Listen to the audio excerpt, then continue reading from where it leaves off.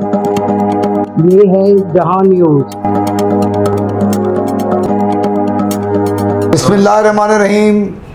जहां न्यूज़ के साथ मैं हूं गुलाम अब्बास और आज जो हम प्रोग्राम करने जा रहे हैं वो है मुल्क में आईनी सीनियर मोस्ट जजेस की चेंजेस का। तो इस सिलसिले में हमारे साथ मौजूद हैं सीनियर तज्जिया निगार एंकर पर्सन जनाब आसिफ शाह साहब। इनसे हम पूछेंगे क्योंकि जितने अच्छी तरीके से ये एनालिसिस देते हैं वो इन्हीं पे और इन्हीं के कमालात हैं। जनाब आसिफ शाह साहब अस्सलाम वालेकुम। वालेकुम सलाम वरहमतुल्लाहि वबरकातुहू। कैसे हैं सर आप? बहुत बेहतरीन, रोज़े अव्वल की तरह मुस्कुराता हुआ चेहरा।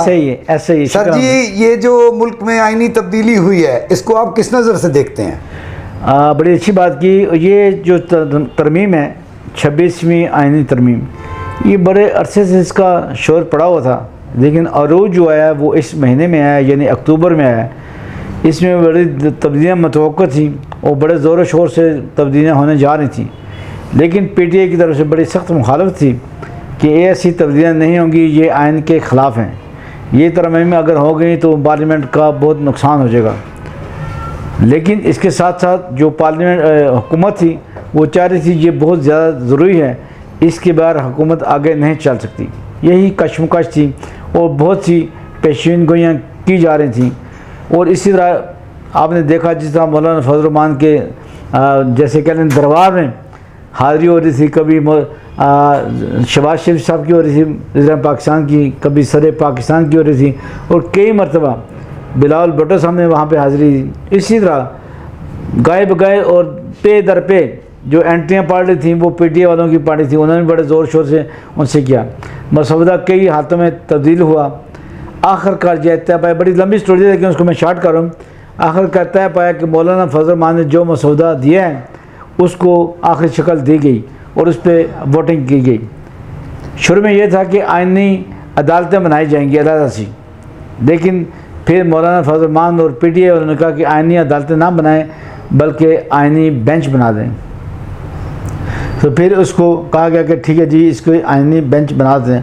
और भी बहुत सी तब्दीलियाँ थी, लेकिन जिसको ये नहीं मान रहे PTI वाले कि कहते हैं कि जी हमने तो नहीं की थी, लेकिन बहरहाल वो ही मसौदा तैयार हुआ जो मौलाना फजल रहमान ने कहा था। तो इस आईनी तब्दीली से अब इस माशरे पे क्या असरात पड़ने वाले हैं? सर ये बड़ा ज़रूरी था, चूँकि दो बड़े पिलर थे। ये तीन पिलर जो हैं और चौथा पिलर जिसे सहाफ़त कहा जाता है, ये हुकूमत को चलाने के लिए बड़ा ज़रूरी होते हैं। अदालतें, मुकन्ना हुकूमत और इस तरह ब्यूरोक्रेसी।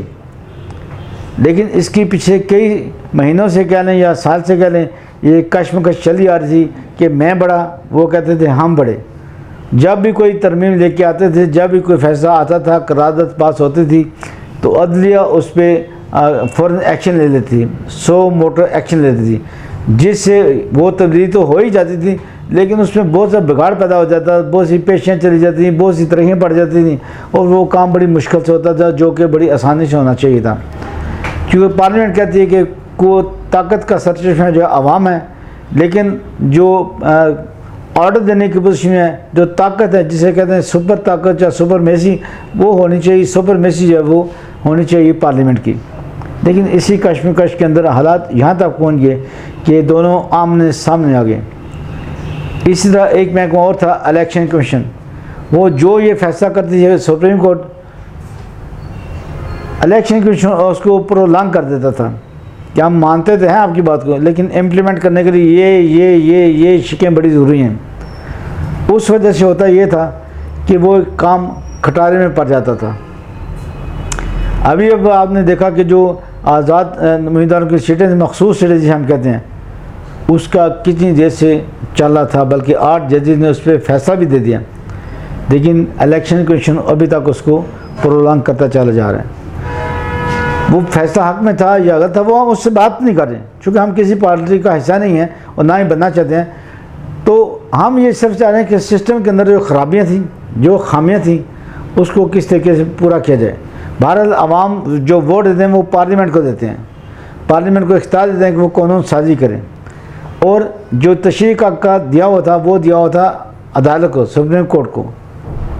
मैं नहीं कहता, लेकिन लगता ऐसे ही था कि वो उसको तशरीह करते थे और तशरीह में बहुत से पंजाबी कहते हैं पंगे पड़ जाते थे। वो जो काम खटाई में पड़ जाता और इस तरह के बहुत से ऐसे मामले जिसमें बात करूं तो, लेकिन फिर उसका हल यही निकाला गया कि 26वीं आईनी तरमीम की जाए और कानून को पाबंद किया जाए कि जो भी फैसला, जो भी करारदाद, जो भी बिल पार्लियामेंट मंजूर करेगी उसको मानो अन इम्प्लीमेंट किया जाएगा। इसीलिए फिर पहली तो रात को 4:30 बजे 5 बजे ये पहली दफ़ा ऐसा हुआ है कि कानून साजी की गई है, करारदाद मंजूर की गई है, वो रात को 4:30 बजे की गई है, क्योंकि बेतर पे उसके लेट होता जा रहा। सैंड का जो सिस्टम था, उस तरह कौमी असम्बली का जो इजलास था वो कई दफ़ा चेंज किया। सुबह 10 बजे, दिन को 1:30 बजे, 2 बजे, 4 बजे, 6 बजे, 8 बजे, 10 बजे, इस तरह की वो टाइमिंग जो थी वो चेंज की जा रही थी। तो इससे वो बहुत लॉन्ग हो गया। फिर उसमें हमारी जो एक बड़ी कॉन्फ्रेंस आ गई थी, उसको भी यही था कि वो अपने रोज़ के साथ और अपने सारे प्रोटोकॉल के साथ वो जो कॉन्फ्रेंस थी शंघाई कॉन्फ्रेंस, उसको अच्छे तरीके से पाए तकमील तक पहुँचाया जाए। लेकिन उसके साथ ये भी तरीका था कि 25 अक्टूबर से पहले ये कानून साजी है, जो तरमीम है, उसको हर हालत में होना चाहिए। 12 वो दिन आ गया 21 अक्टूबर का, जब इसको मंजूर कर लिया गया। और उसके बाद आपने बात की कि इसके असरात क्या होंगे। यकीन है इसके अच्छे असरात मतलब होंगे जब दो अदारों के दरमियान चपकलश नहीं होगी, जिससे पंजाबी हल्की सी घर में ज़्यादा बड़ी बात नहीं करता कि हल्की सी खाना जंगी अगर दोनों के दरमियान नहीं होगी, अमन होगा, तो यकीनन एक अच्छे असरात मरतब होंगे और पार्लियामेंट को काम करने का मौका मिलेगा और कानून साजी का मौका करने मिलेगा। लेकिन इसके साथ मैं ये भी कहना चाहूँगा बात साहब कि कम से कम आवाम के लिए कुछ मंसूबे करने चाहिए, आवाम को बेहतर से बेहतर करना चाहिए, जैसे ये कर भी दें।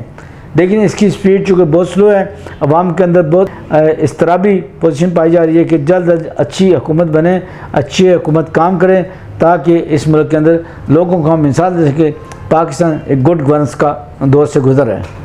बड़ा इन्होंने एक लफ्ज़ इस्तेमाल किया है जी, मैं बोलना चाहता था बीच में लेकिन मैंने इनको इंटरप्ट नहीं किया, क्योंकि ये जिस तरीके से अदायगी करते हैं ये कर रहे थे। फिर इसमें ये होता है कि जब कोई इंटरफेरेंस करे तो जो बोलने वाला होता है वो अपने लफ्ज़ों से थोड़ा सा आगे पीछे हो जाता है। आपने लफ्ज़ इस्तेमाल किया इस दौरान आसिफ शाह साहब, पंगे का। हाँ जी। तो मैं इस पर ये आपको बोलना चाहूँगा कि हम तो अब आदी हो चुके हैं पंगों के, और पंगे दर पंगे ही चल रहे हैं। लेकिन इंशाल्लाह बड़ा अच्छा वक्त आएगा, चूँकि हुकूमत चल रही है, उसके तीनों जो बड़े पिलर हैं अब यकीनन 21 अक्टूबर के बाद और 25 अक्टूबर के बाद जब ये चेंजेस हो जाएंगी और 26 अक्टूबर को नया चीफ जस्टिस हलफ उठा लेगा, तो हम यकीन करते हैं कि जब ये तीनों पिलर अच्छा काम करेंगे, मिल के काम करेंगे और एक दूसरे की बात सुन के काम करेंगे। चूँकि हमेशा ये मौक़िफ़ रहा है बाज़ अदारों का, बाज़ जो नकाद हैं कि हर अदारे को अपनी पिच पे काम करना चाहिए, हर अदारे को अपनी हद में रहना चाहिए। जब आप एक दूसरे की हद को तंग करेंगे तो लाजिम बात है उसमें खलल पैदा होता है, ख़राबी पैदा होती है। तो अब ये उम्मीद करते हैं कि तीनों अदारे मिल के अच्छा काम करेंगे और दूसरे के कामों में इंटरफेरेंस नहीं करेंगे। आसिफ शाह साहब, हमें ये भी बताइए कि कमेटी ने जो सीनियर मोस्ट जजेस का इंतखाब किया, इस पर आप क्या कहते हैं? ये फैसला तो हमेशा आपको पता है तारीख लिखती है कि कौन सा फैसला कितना अच्छा था और कितना बेहतर हुआ है, लेकिन अब भी के जो मौजूदा हालात हैं जिसे हम कहते हैं करंट अफेयर, वो इस हवाले से बेहतर है कि जो भी इंतखाब किया गया है वो बड़ा अच्छा इंतखाब है। चूँकि मैं यकीनन तमाम जज के एहतराम करते हैं हम लोग और करना भी चाहिए।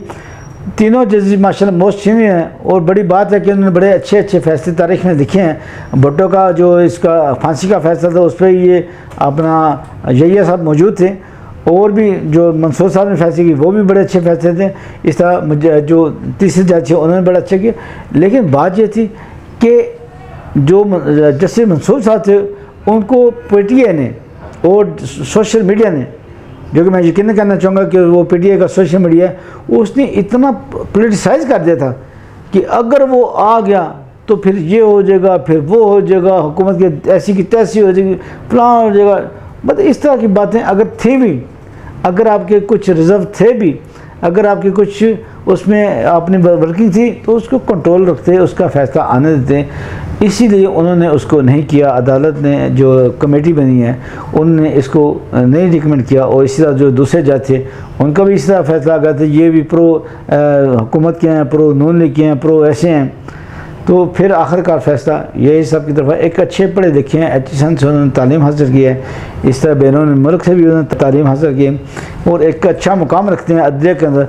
और हम ये भी यकीन करेंगे कि अच्छे फैसले करेंगे और मुल्क को जो उन पर भारी जिम्मेदारी पड़ी है उससे अच्छे फैसले करेंगे और इस कौम को आगे बढ़ने का मौका देंगे। दूसरी बात मैं आपसे सबसे बड़ी बात करूँ, ये जो आपने आईनी तरमीम की बात की, 26वीं आईनी तरमीम की बात, अब्बास साहब 27 लाख मुकदमे पेंडिंग पड़े हैं। जी जी बिल्कुल। अगर ये फैसला ना होता तो ये 27 लाख की बजाय इसके लिए डबल हो जाने थे। लेकिन आईनी बेंच बनने से आईनी अदालतें चलो नहीं बन सकी, आईनी बेंच बनने से ये हुआ कि आईनी जितने भी मुकदमात होंगे वो उधर जाएंगे और आवाम को इंसाफ का दरवाज़ा बेहतर मिलेगा, अप्रोच बेहतर मिलेगी और जजेस को बेहतर फैसले करने का मौका मिलेगा, सुकून का सांस लेंगे इस हवा में, इस माहौल में कि वो फैसले बेहतर कर सकें, ये झंझट ख़त्म हो जाएगा। आप सोचें ना, ये आवाम भी सोचिए, आवाम भी बेकरार होती है, इस तरह भी पोजीशन होती है कि एक जो आईनी रेट दायर की जाती है रात को 2 बजे, सुबह वो हियरिंग के लिए लग जाती है। लेकिन मेरे जैसे, आप जैसे और आवाम के बहुत से लोग ऐसे हैं जिनके फैसले सन 2000 से पेंडिंग हैं। अब जो 2000 से पेंडिंग है तो कब सुने जाएंगे, कब इनकी हियरिंग शुरू होगी और कब फैसले होंगे। आपको पता ही है कई लोगों के फैसले हो गए, उनको बरी कर दिया गया, लेकिन फिर रिकॉर्ड ने ये बताया कि वो तो पहले ही मर चुके हैं जेल के अंदर ही। तो इस तरह का निज़ाम अदल जो है वो यकीनन आवाम को पसंद नहीं और वो जो हमारी बेहतरीन अदली है उनको भी ये बात पसंद नहीं, लेकिन वो भी बाहर मजबूर होते हैं कि कुछ को प्रायोरिटी देनी पड़ती है और कुछ को फिर पेंडिंग रखना पड़ता है। सर ये बताएं शाह साहब कि आईनी तब्दीली के बाद आप मुल्क को किस तरफ जाता हुआ देख रहे हैं, जबकि हम तो पहले ही बुरे भंवर में फंसे हुए हैं और बड़ी मुश्किलात से गुजर रहे हैं, तो इसका क्या सद्देबाब होगा? 26वीं आईनी तरमीम के बाद PTI ने बहुत सी बातें की हैं और फिर जो जिससे आप कह रहे हैं हर अव्वल दस्ता जो है PTI का अली बिन गंडापुर साहब, उन्होंने कहा जी हम पूरे मुल्क को बंद कर देंगे, ये कर देंगे, वो कर देंगे। अब हम यकीन करें जो संजीदा तबका है वो इतना तंग है इन जलसे से, जुलूसों से, इन रोज़ की मार धाड़ से और रोज़ के रास्ते बंद होने की वजह से मुल्क का जो है निज़ाम रुक जाता है। यानी तकरीबन, मुझे अंदाज़ा नहीं है लेकिन अंदाज़े से बात कर रहा हूँ कि कम से कम 1 से 5 अरब का डेली नुकसान होता है। अब ये नुकसान कब पूरा होगा, कौन पूरा करेगा, कैसे पूरा करेगा? तो खुदारा जो भी बात करें पार्लियामेंट में करें, जो भी बात करें मुज़ाकरात में करें।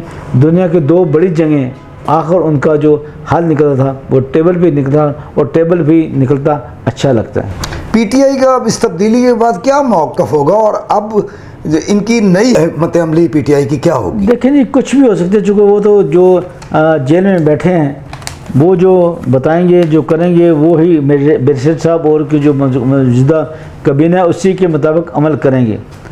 लेकिन हम भी ये कहते हैं कि जो भी फैसला हो, देखें ये जितनी भी आज तक गवर्नमेंट बनी है, चाहे 92 की नवाज शरीफ की गवर्नमेंट बनी थी, उसके बाद बेनज़ीर की गवर्नमेंट बनी थी, उसके बाद जरदारी की गवर्नमेंट बनी, ये सब कॉम्प्रोमाइज़ गवर्नमेंट थी, हुकूमतें थी।